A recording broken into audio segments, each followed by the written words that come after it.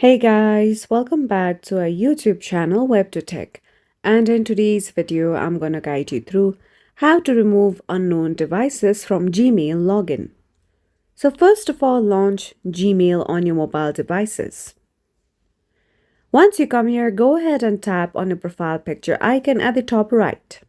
Now once you come here, go ahead and tap on Manage your Google account.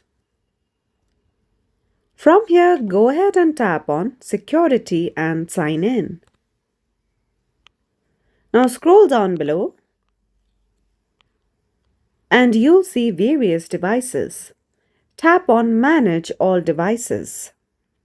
Now, from here, if you find an unknown device, simply tap on it. Now, all you would have to do is tap on the option of Sign Out. Once you do so, you will successfully be able to remove an unknown device from your Gmail login account. So that's all for today's video, and at last, don't forget to subscribe to our YouTube channel.